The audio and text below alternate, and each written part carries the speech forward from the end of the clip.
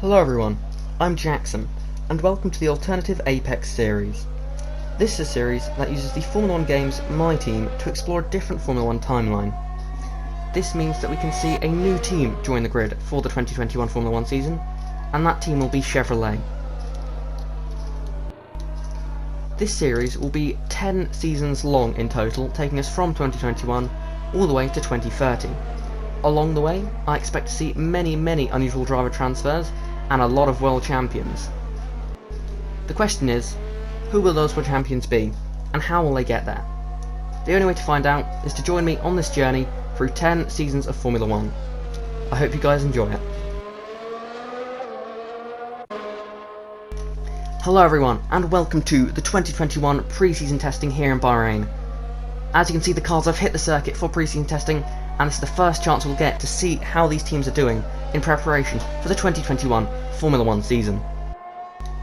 Mercedes and Red Bull are the two big names going to this year, with their star drivers Lewis Hamilton and Max Verstappen being the two big names expected to be going toe-to-toe for the World Championship. But don't rule out names such as Valtteri Bottas and Sergio Perez. Both drivers have proven in the past that they have the skills to win races, and it's just a few steps away from winning a World Championship, so we could well see many drivers in this championship fight. However, the championship fight isn't the only drama to go into the season with.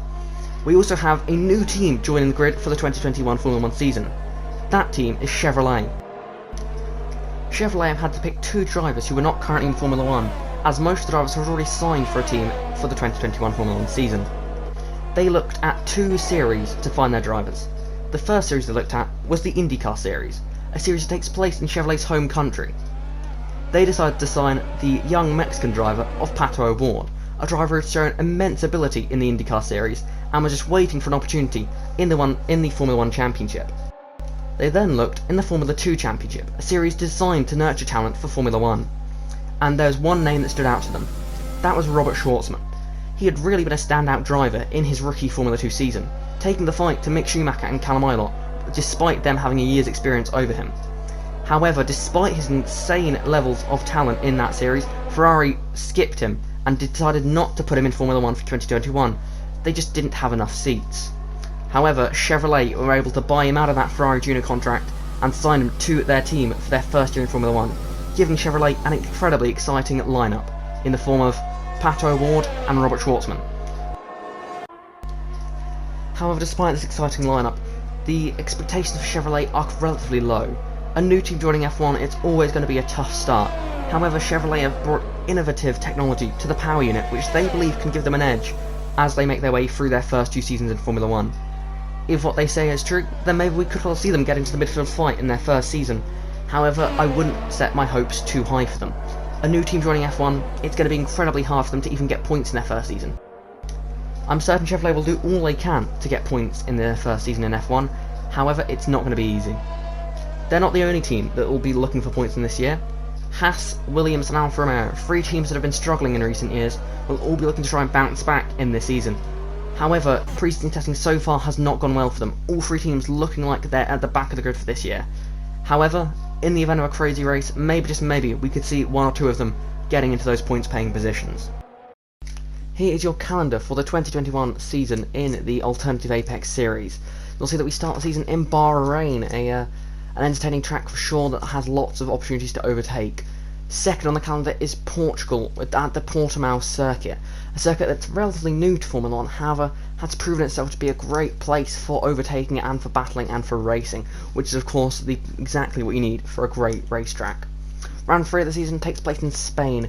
Now Spain doesn't quite have the same reputation, not known for its great overtaking ability. However, the timer there is relatively high, so we could see some ranging strategies that could open the door for perhaps a surprise or two. Then round 4 of the season is Canada. Now Canada is a track that has seen its fair share of drama, and some rain in the past has led to some even more entertaining races in Canada in the past, so I imagine that will be another entertaining circuit to witness the cars racing on. Round 5 of the season is in France at the Paul Ricard circuit, another track that hasn't got the best of reputations. However, I believe it's a bit of an unfair reputation to say that Paul Ricard isn't a good track for racing. Of course, there was the 2019 Grand Prix, which wasn't a great one for viewers to watch, but I think here it'll be a good mid-season round to give us an idea of how the teams are stacking up at the halfway point of the season. Round 6 in Austria, a track with some heavy braking zones and some high-speed corners, plenty of rooms for overtaking, but also some tough corners that we could see some mistakes on come the race there. So that could be a race that leads to a few surprises here and there, and perhaps some drama that could affect the championship fight. Then there's round 7 in Spa, a legendary circuit on the Formula 1 calendar, and I think it would have been a crime to not have it on the calendar for this season.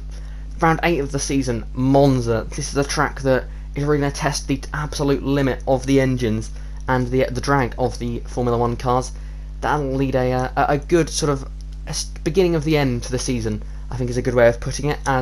But after that is the penultimate round of the season in Singapore. A street circuit, but it's a street circuit that you can overtake on and have some good battles on. However, we could still see a lot of drama around the streets of Singapore, especially as there's quite high tyre wear, so the penultimate round of the season could well change the shape of the championship fight. Then the championship finale taking place in Mexico, a track that not often discussed when we talk about the championship finale and where it should be. However, I think Mexico has got a good ability to overtake and battle, and that stadium section is just perfect to celebrate a championship finale, and I think it will be perfect overall for a good season finale, and I expect to see the championship go down to the wire at that venue. So there's your preview for the 2021 Formula 1 season in the Alternative Apex series.